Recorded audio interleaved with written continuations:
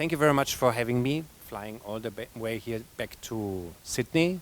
I was here last time 23 years ago for the Olympic Games, and I'm sure many of you have been at the Games and looked at it. It was for me an amazing time I spent here. The atmosphere of the city was really nice, and I really wanted to come back. So I'm happy to be here.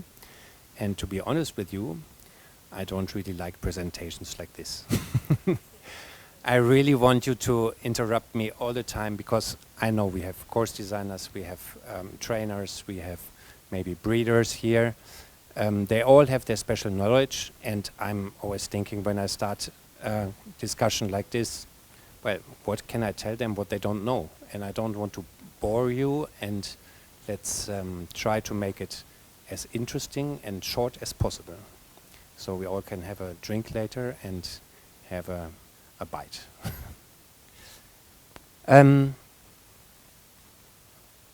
First, I want to introduce myself, so you know who's that strange guy and a little bit of my background. I guess.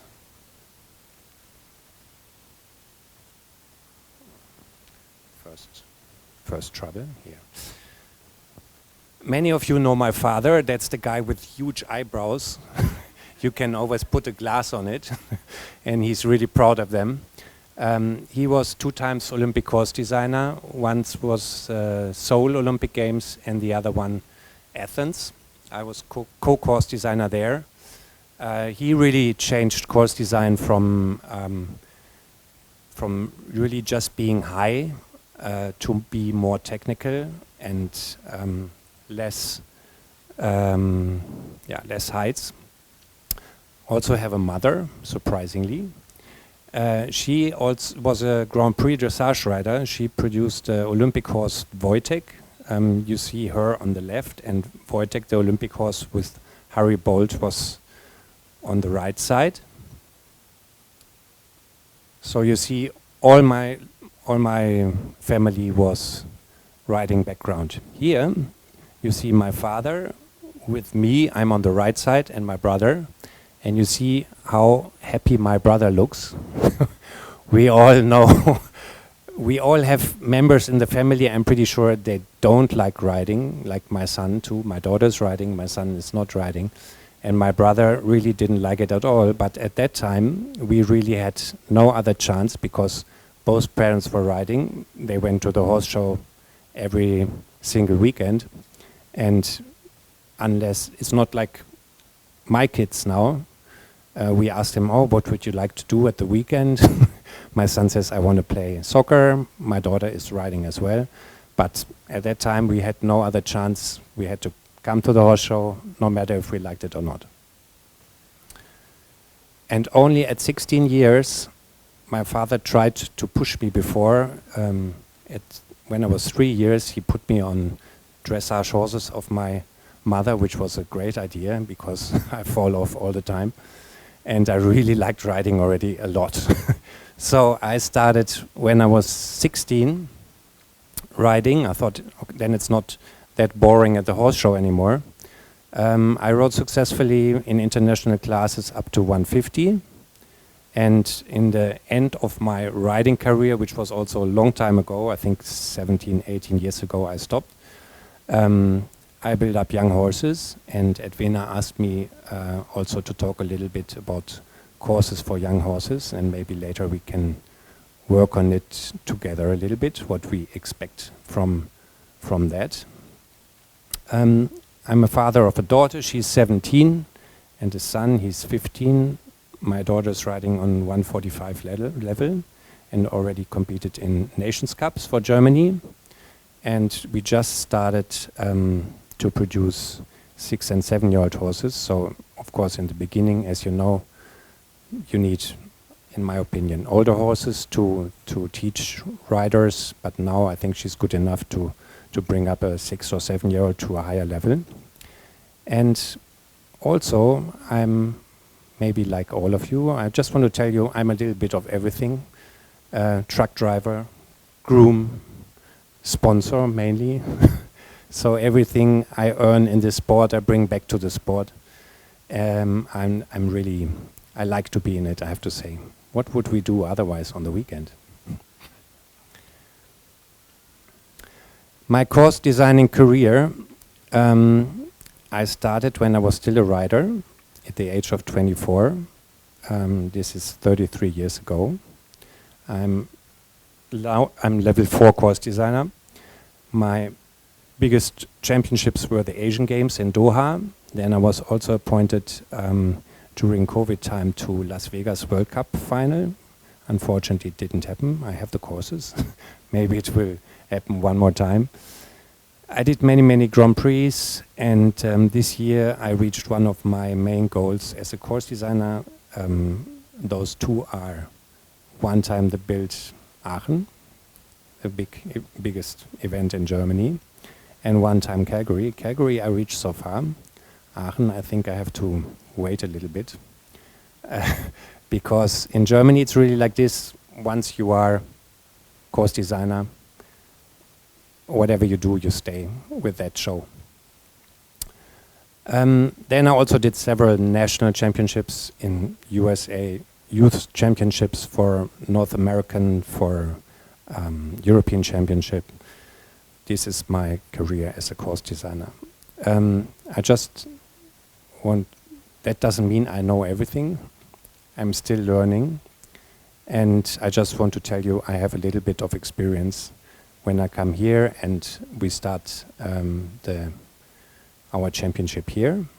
I do, as I do on every other show, I start easy the first day with my courses, and then I look at every single rider and horse the first day, and then I know where we are, and I try to bring them up to the end of the show. So majority of the riders hopefully say, thank you for bringing us up a little bit during the week, and I think we all sit in the same boat, and we want to have nice pictures of our sport, and especially now with all the live streaming and social media, we can't afford to have any very bad pictures.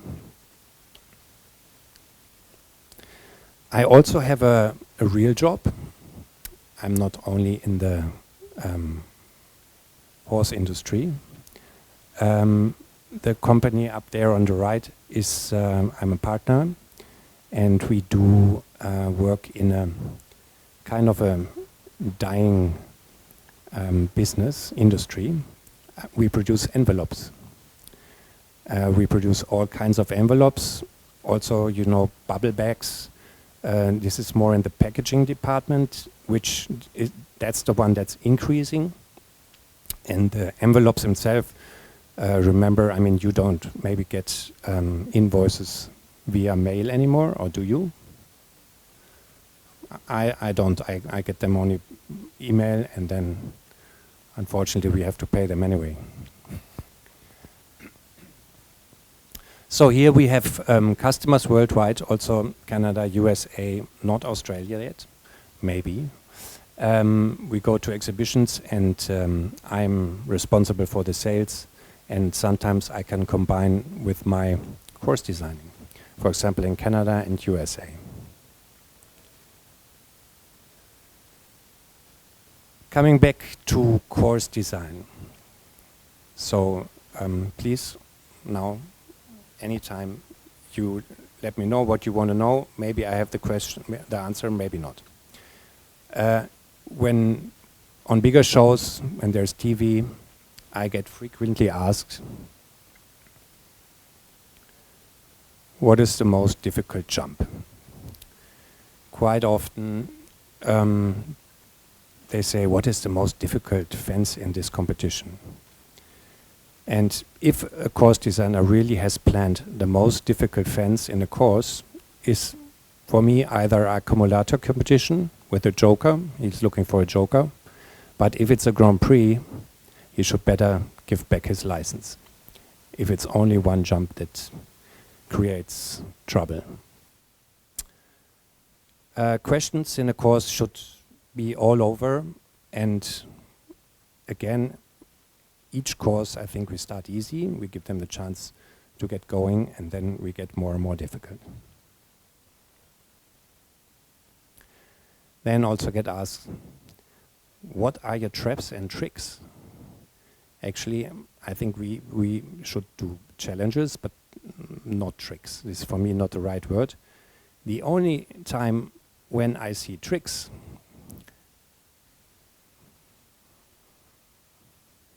look at this. After the course walk, maybe you have seen something like this before. So the first riders put in a small little stone on the cup, so the fall doesn't fall out. This is for me a trick, which is not equal to everyone.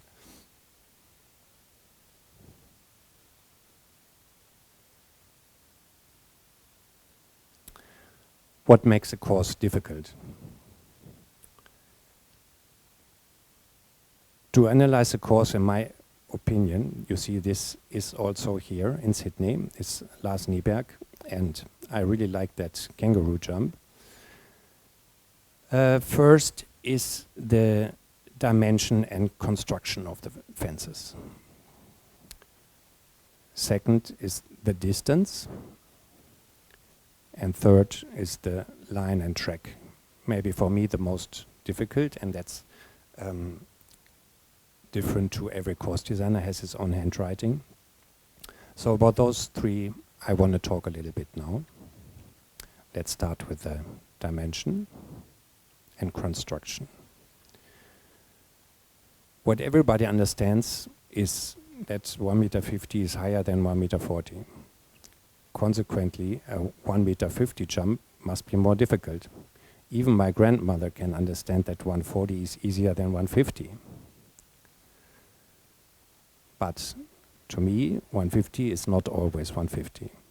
All you course designers for sure know, the riders too, so I'm a little bit maybe going faster. Why?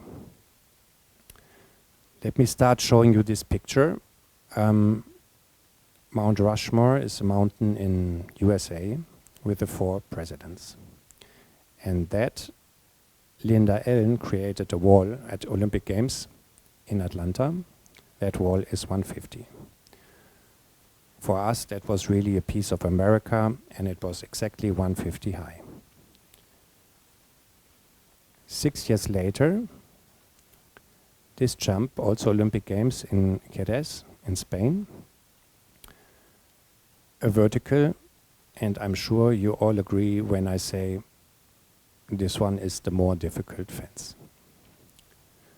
It has no ground line, it's very airy, difficult color, it's more narrow, and the height was also 1.50. Question, where would you measure the heights of this jump? Sorry? Highest part, yes, exactly. So in comparison, those two fences both have a height of 1.50. I just want to show 1.50 is not always 1.50. So the height is definitely, for me, not the deciding factor in show jumping. It is a factor, but not the only one. Another example here, Sydney again.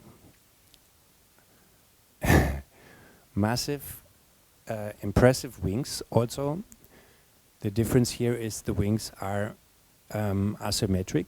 They are not the same. So for the horse already it's a little bit more difficult to find the center of the jumps. They had 2 versions of this, also with a narrow gate. One time is 350 in the middle, like the material, and second time 250. The more tasks, the higher is the degree of difficulty. That means first task is the heights, second task airy or not, and third is skinny. Now the Sydney jump again, the kangaroo. Here we got a fourth element, the wings. If the wings are higher than the actual center, where the horses jump, it's a little bit easier than on this one, which is same heights as the plank. And you can also see, I come later to a point, it's also very difficult for the horse with this background to see the rein, because it's kind of the same color and no contrast.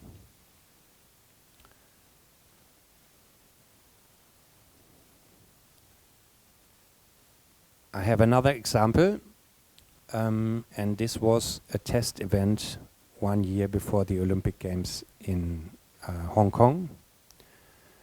It was for the eventers, and they jumped 120, 125. I want to show you also an example how different a jump can look and what makes it easier to jump. So this looks kind of, for me, it looked for me very without decoration, not so nice and very poor, especially with the clouds in the background. Already, if you put 2 wings on the side, easier to jump, and that one even easier.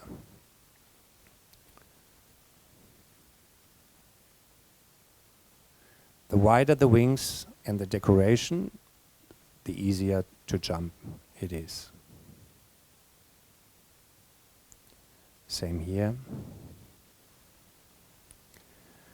So again, we are still talking about the heights of the jumps as one factor. The heights of the Olympic Games, 1972 was the first Olympics I was alive, and the heights was 170.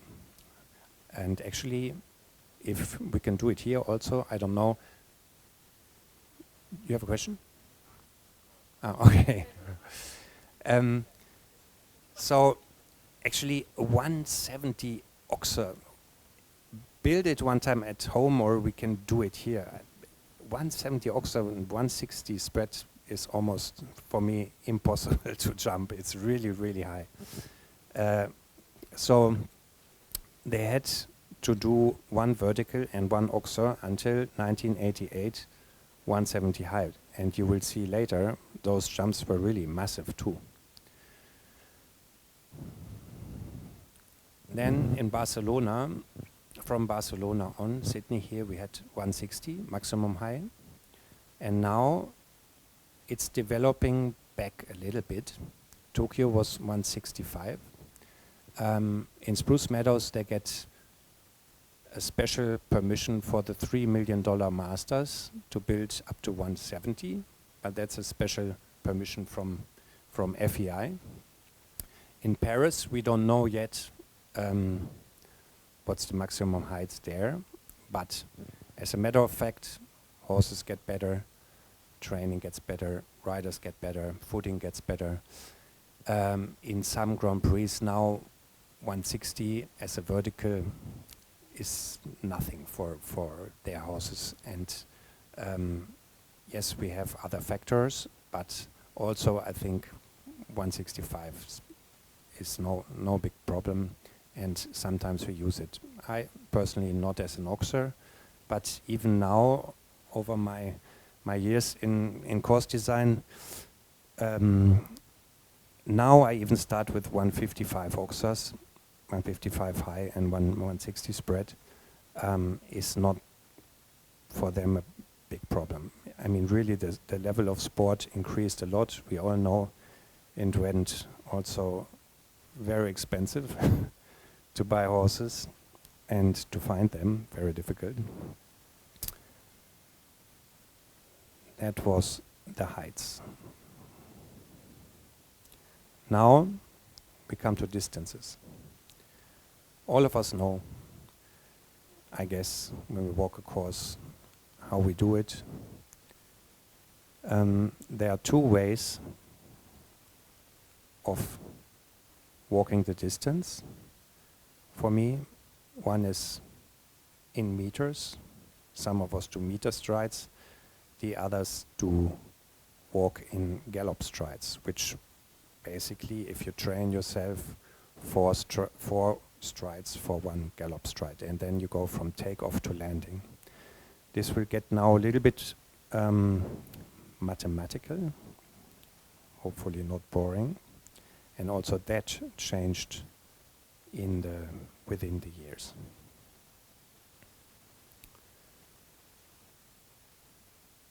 So we all walk the course, also judges. Most of the times I see that that they don't know so much about it, so they should really have also basic knowledge. Why do we all walk the course? For me, also, I think everyone can make mistakes. When I build up the course, sometimes time pressure, it is very easy to have 1 meter too long or too short. That's why we all walk the course, and I hope really riders come up and say, hey, can you please remeasure this, because we can make mistakes, and I'm sure it happened here as well. It happens everywhere. But it would be not good if somebody have no knowledge and just say, oh, let's see how it works. It can be really dangerous. So we need control. How long is the stride of the horse? When I started course designing, it was 350. That was the basic. From what we learn from better breeding, continuous training, now the stride is about 370. Also in FEI seminars, for course designers, I think they really have to adjust a little bit with the length. They have some limits. I don't have them here even now. I don't know. For example, I'll show you later, but vertical combination can even be 12 meter. I did it, and no problem at all.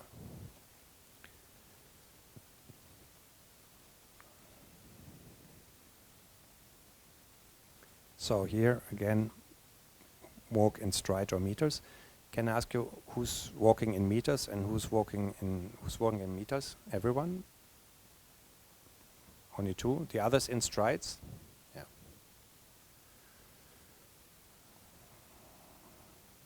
So simple to learn in stride, to walk in strides. Normal pole. The poles here we have. I've seen also 3.50 meters. You just put a pole on the ground and do 4 steps, and they should actually be a little longer, what we learned now, than 350. Everybody can try that without having a measuring stick.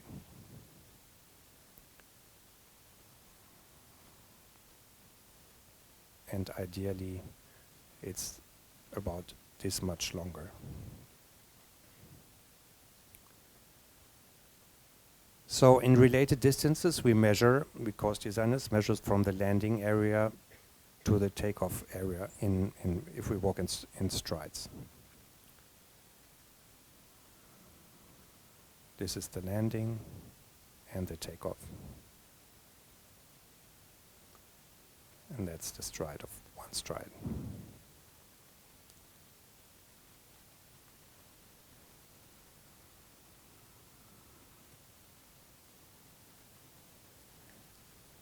So there are several factors that influence distances and takeoff and landing area. First one, type of obstacle. We have vertical, oxer, triple bar, and open water jump. They all have different takeoff and landing points.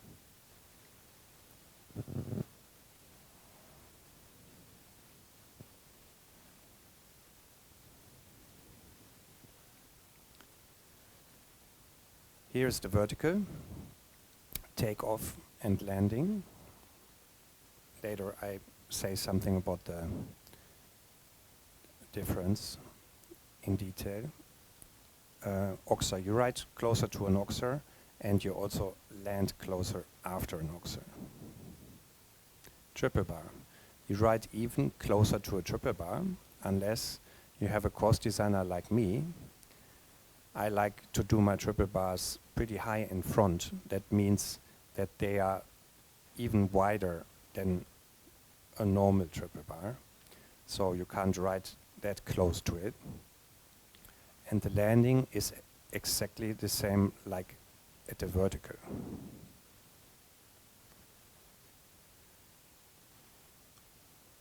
Water jump, you also ride closer to a water jump and you land closer.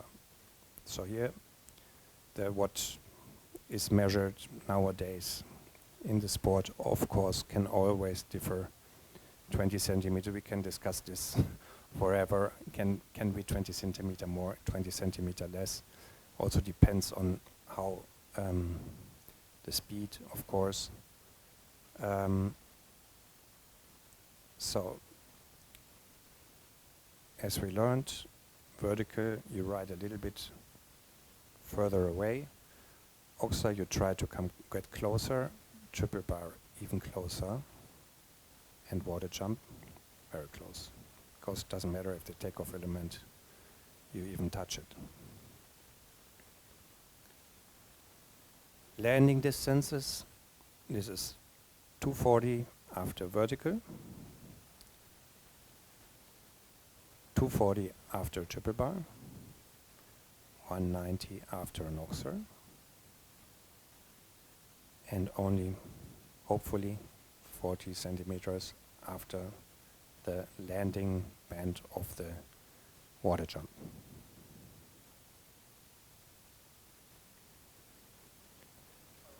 Yes, I think you, not for me, but for the live stream.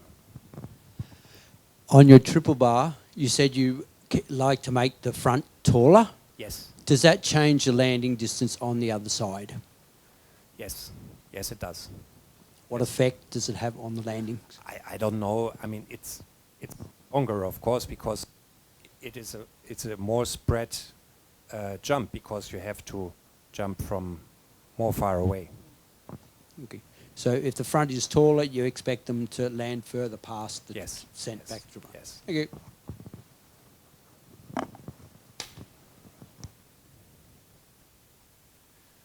So one stride combination, double vertical or double oxer. I want to show you. From element 1 to element B. Landing 240, takeoff 2 meter. Here, landing 190, takeoff 70. So we compare vertical, vertical to oxer, oxer, one stride. The landing difference, oxer, oxer, is around approximately 50 centimeters shorter. The takeoff difference is around 30 centimeters shorter. The total difference, 80 centimeters. For me, vertical, vertical, it also depends on the heights of the jump. I'm talking 140 level. For me, normal distance, vertical, vertical, 8 meter 30. I sometimes even do 880, 860, no problem. What I don't like is short distances and combinations. I don't think riders have good chance there. For me, a normal distance for oxer one stride is 760. When I started, I think it was, they teach us 730, something like this. I would never do that. I even would do 780, 790, I think is pretty good distance.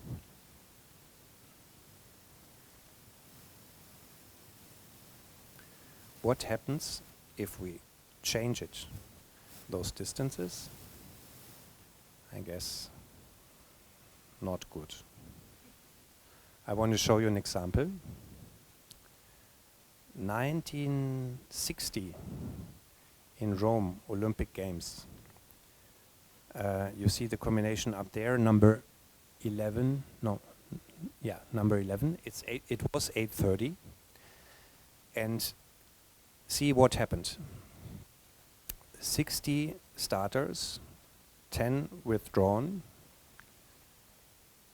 16 eliminated, and 14 falls. That's not what we want to see now, and hopefully also not this weekend. 45 falls on A and 35 falls and 4 falls on B. And at that time, remember, jumps were really massive, no safety cups, the helmets. Was really dangerous sport. They had some gods, those riders. And also talking about control, I don't think the rideability of the horses at that time was as good as it is now. In the triple combination, which is forbidden now, we had a triple bar in the middle, and that was even worse. 7.30 meters was the distance, and out 9 meters.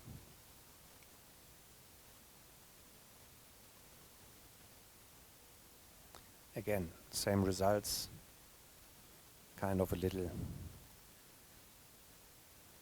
disaster, and yeah, that's not what we want to see now.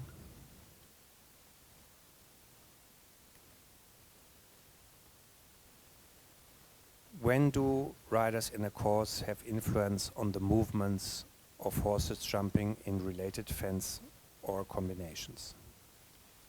In the phase of approaching, of course, between the elements, depending on the amount of strides, and of course after, on the way to the next jump. So when we talk about distances, how much you think is the time to react in a one stride combination? How many? 0.7. So rider almost have no chance to react in that time. That's why I'm always trying to make the combinations not the deciding part of a course. For me, the combinations, they have to have nice strides, and the horse should always, a good rider with not such a good horse should have a chance not to. That's also why I don't use very often 3-stride, even indoor, because I think in 3 strides the good rider have also not so much time to react. If you have a not scopy horse, then you're kind of lost. What else influences distances? Downhill. Of course, you need to lengthen the distance, and uphill, stride will be shorter. Next factor, we all know, direction of the ingate. Longer stride to the ingate, away from the ingate. It's a typical task what we do as course designers. Last oxer away from the ingate, maybe out of a turn, short time allowed, then you need to turn shorter, and then it can happen that you have it down. Same opposite, away from the ingate, like I said. Also, next factor for the distances. Do we have a small arena? Is it indoor? Of course, shorter distance, very small. indoor arena in Germany, local show. Footing. We all know when we walk on the beach, elastic footing, longer distance, deep or hard footing, maybe not so sound horses, shorter distance. Horses, they feel pain. We also know, we also had that at home. You feel the horse is not getting the length in the distance anymore. They land very short after the first one, and then combinations can be a problem. Then it's time to call your vet and see what's wrong.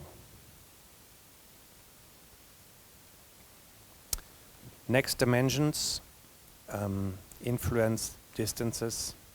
Of course, small obstacle or bigger. More far away takeoff and landing.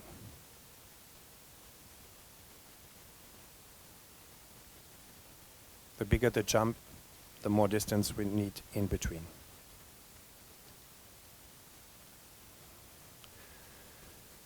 So now we talk about two strides combination. This is a very sensitive topic.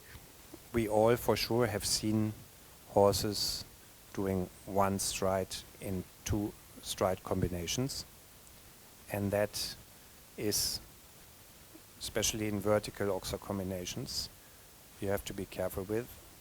For me, on a 1.5 m level, 1090 is okay. I would rather do 11. When we do the same on 140, 180, 1080 or 1090 for me, I would never do it. For me, normal distance is 1130.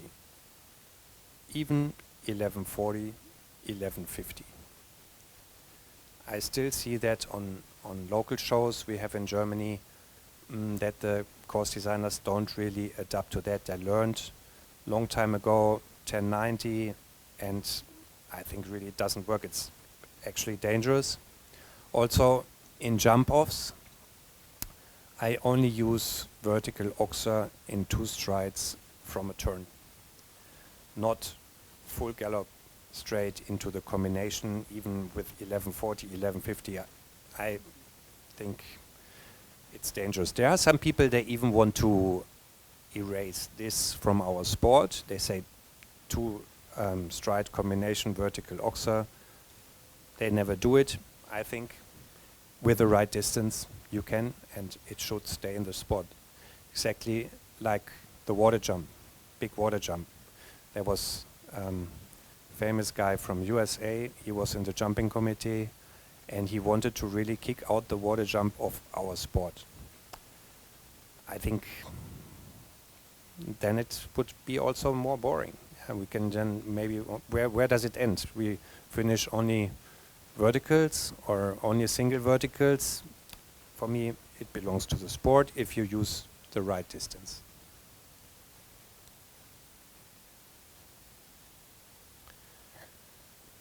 Again, small level, 110.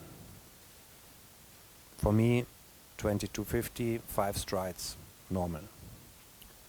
Higher level, 22, 2250 is for me super short. 2330, 2350. I even sometimes do 24, and it's a normal 5 strides.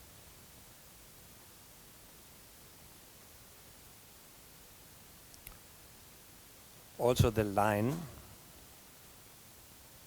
influenced the distance. Like I said before, long phase of approaching, long gallop, short time allowed. You have to gallop to it. Distance can be longer. From a bend line, of course it's shorter. And also from a turn like this, shorter.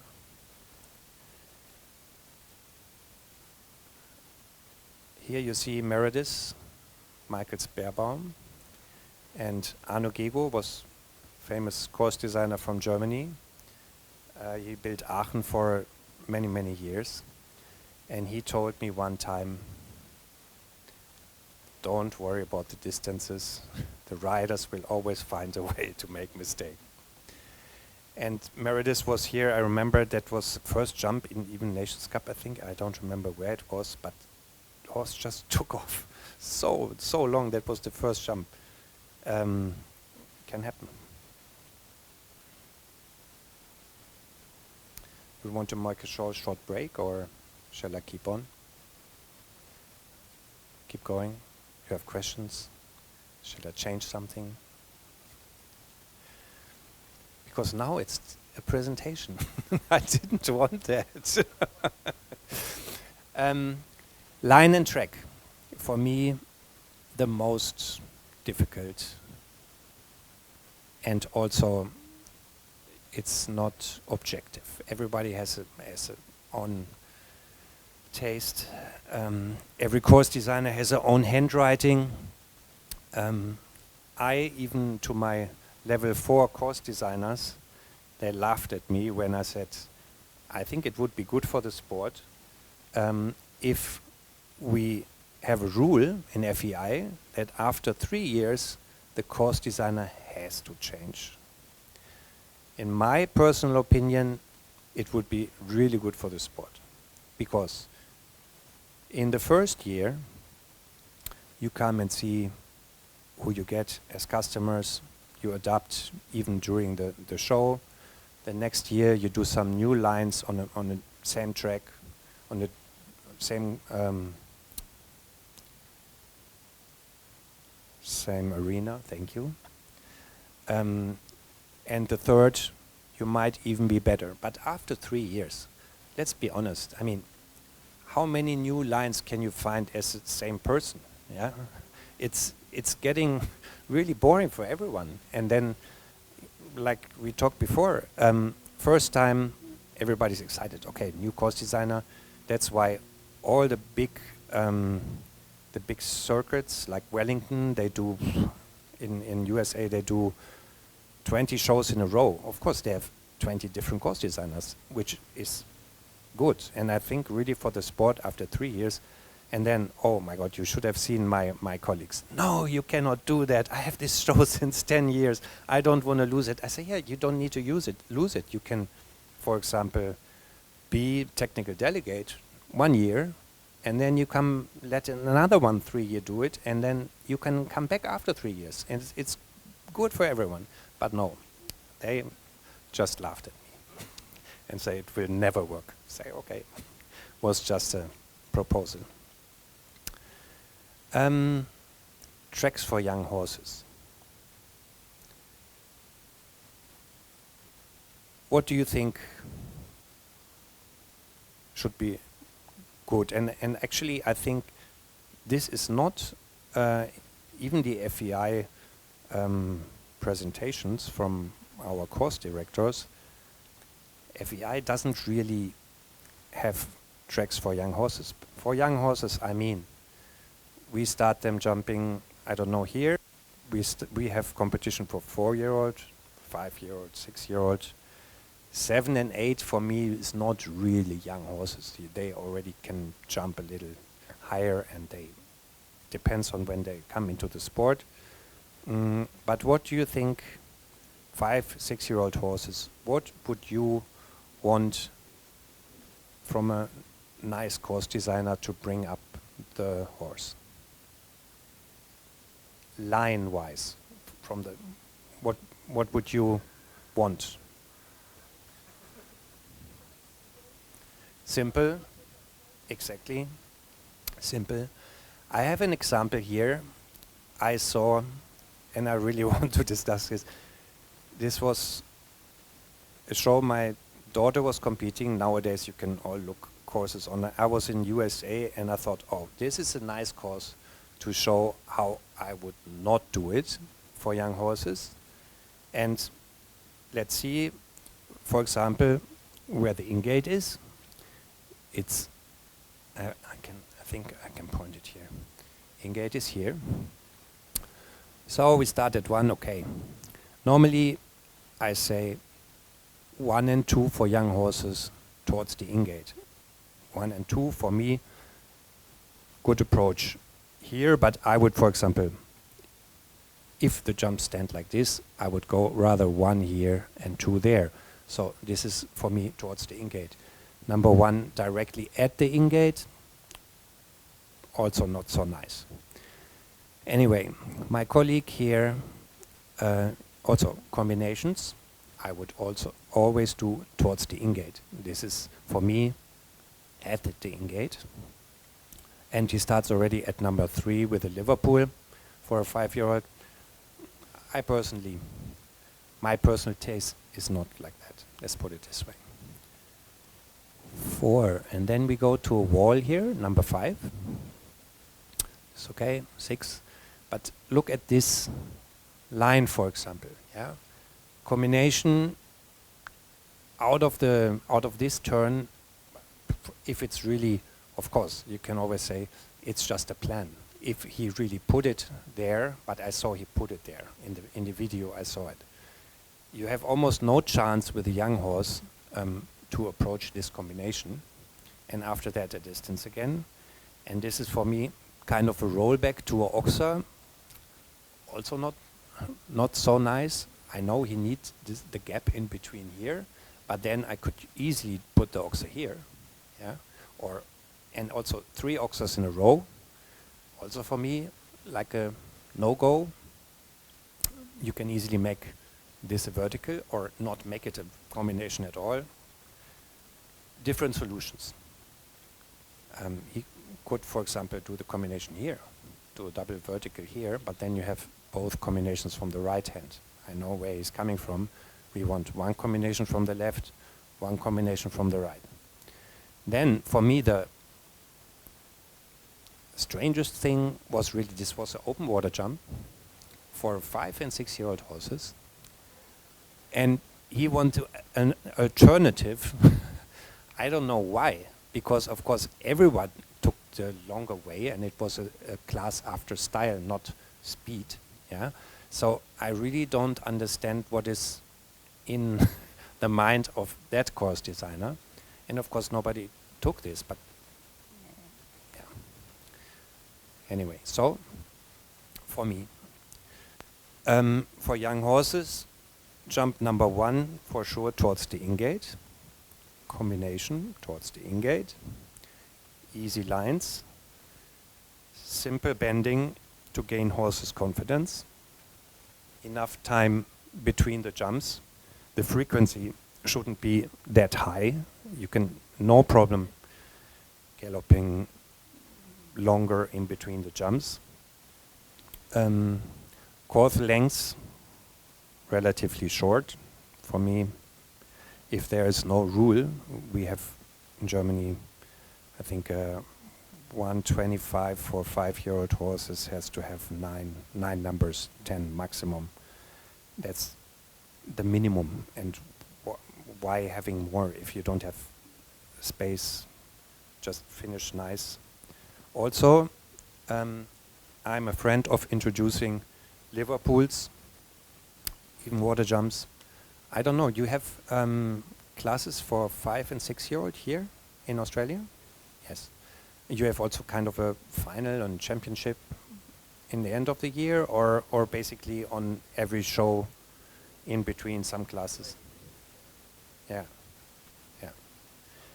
And those are like for 5-year-old, they are style classes or speed? Like, is the time a deciding factor for jumping?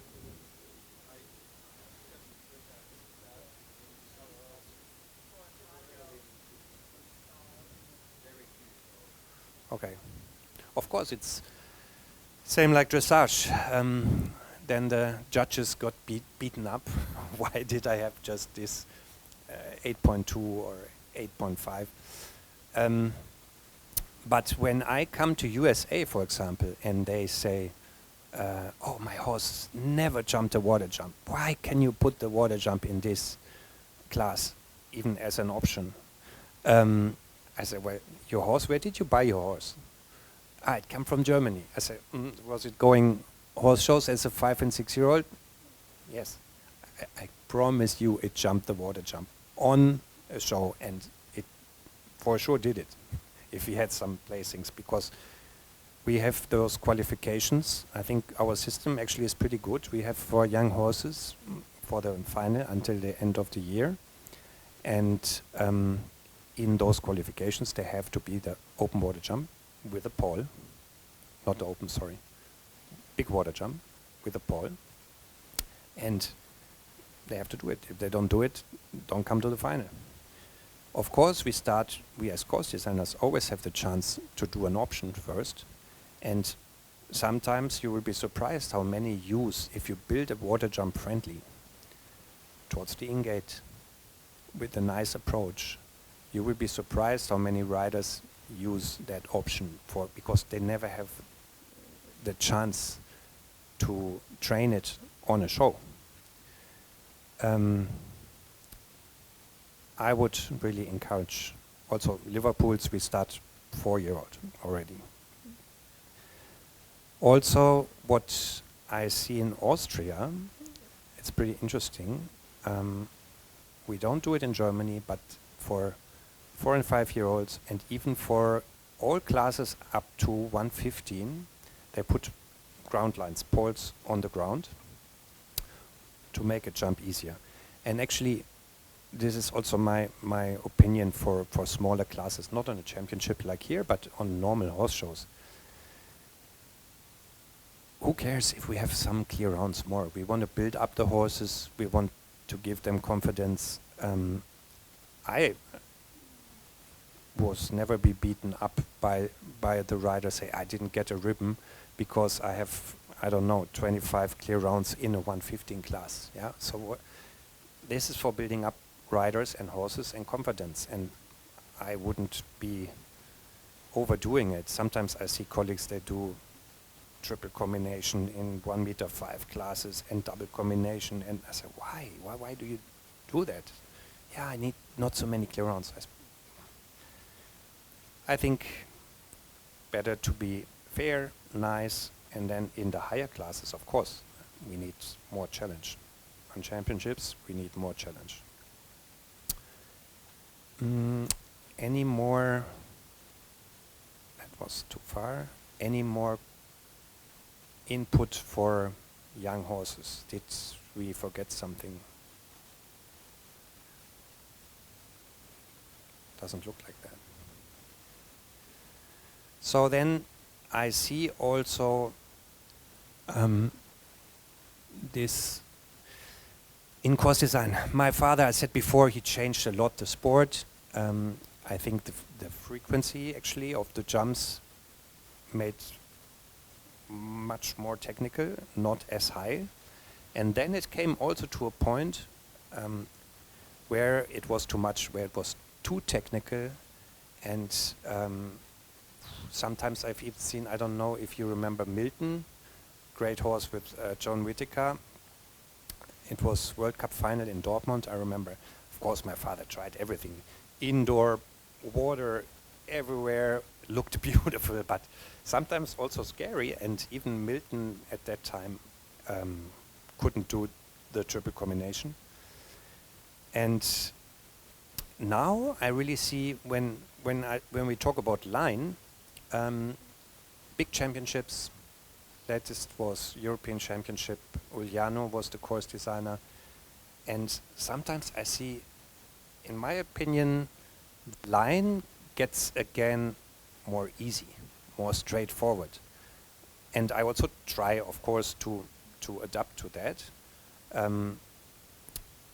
What do we do? I mean, if you are a course designer for more than 30 years and you are still in the sport, you have to go with the sport and the development, and you also carefully have to see what is around you, what the others do. And I think that the courses get more simple. This is one of mine, was a World Cup qualifier. Normally I don't start like this unless it's a Grand Prix. I always start 1-2 on a bending open line.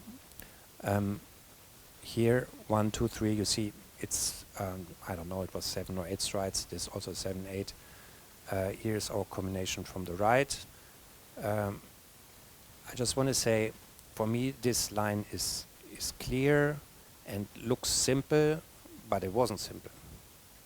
We also, I think, in modern courses, compared to 20 years ago, we have less changes in hand. Sometimes you see one course is because they taught us, I don't know, 15 years ago, no, 2 jumps, change of hand. 3 jumps, change of hand. Now sometimes I say 3, 4, 5, no change of hand, but still it works. For me it's important, free, forward, galloping. They have to do it. I think it looks nice. It's nice when you get a fault from gallop, just a little bit ping, and the big ah in the public. Then if you go, of course everybody can make it really hard, but it's not nice to watch for me. It's not the nature of the sport.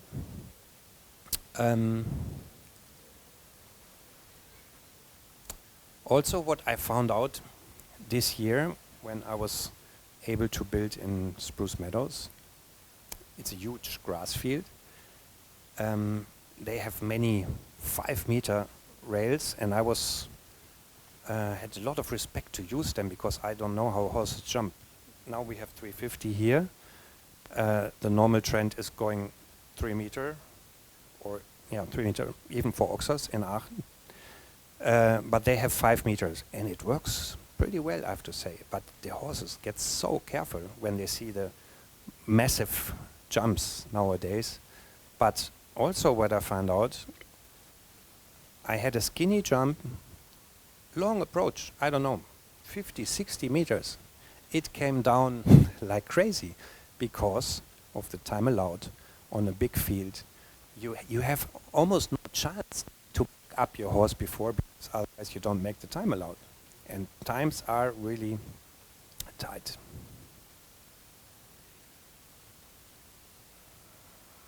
So when I look at a course, when I go with my daughter and I taught her, I always look at the distribution of the jumps. Are they everywhere, kind of spread, or are they only then, after that, I look at the line. So I think a good course always has a good distribution. Then you see already it has a good flow, it's rideable.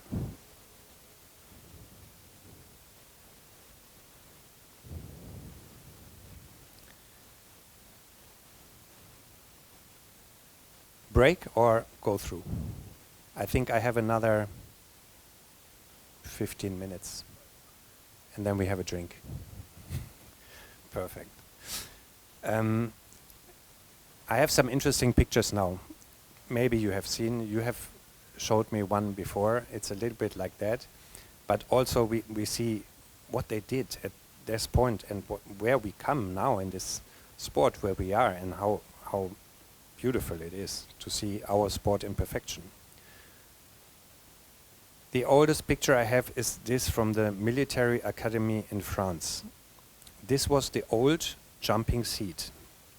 Riders leaned backward and stuck their lower legs forward. And the size of the jump, 190 high, 350 wide from the takeoff point.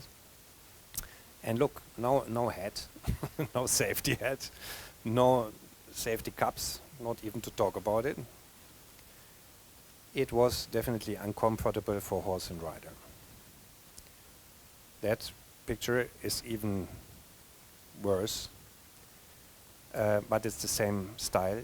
Pulling the reins over the jump, they thought the horses should land with the hind legs first. Strangely enough. So that is a guy who changed the sport a lot.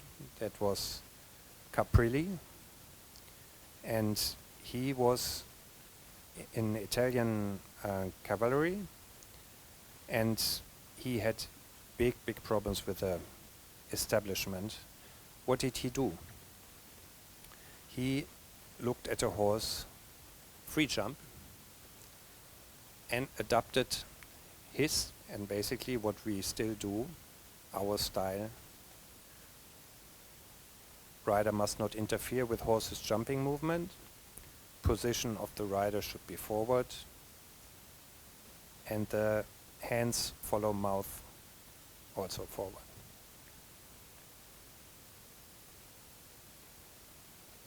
He jumped the world record in 1902, and he died in the age of 39 in a riding accident. Also, long jump record, 1975, 8.40 m. Quickly about development of obstacle design. Same here, Munich, massive jumps, long poles, no safety cups. I make this a little faster. Olympic Games, also Munich. You see big bushes inside. I now come back a little bit to sometimes use a big bush in an oxer, because our horses are really not used to it anymore. I think we need the variety. Even in one course, we sometimes have to do it. Same like we have walls, not everything. This was Olympic Games. You think like you jump a jungle. Yeah, that's when my father came into the game. It went a little bit more airy, and he created those theme jumps. Also still now, Olympic Games, if they have money, they put money in those beautiful jumps. By the way, I remember how much the value of those jumps were, and they spent around $500,000 for this one course in Korea, in Seoul, and never used it again. It's a shame.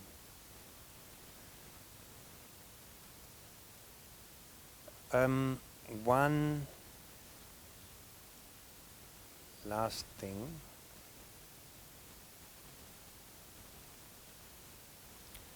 Influence of color.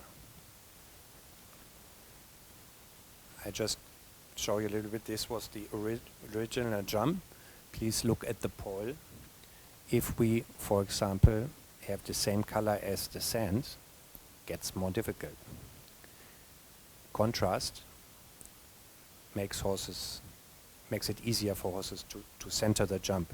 Nowadays, I see in all World Cup finals, it's almost all solid jumps, because the horses, it's difficult for them to center the middle. Here again, some pictures how we can change. Actually, horse show organizers, all horse show organizers, they don't have to invest a lot of money. I think it's really easy to just buy some modern colors, some paint, and paint your existing poles to change a lot. More difficult, of course. Less difficult if you put some color on the...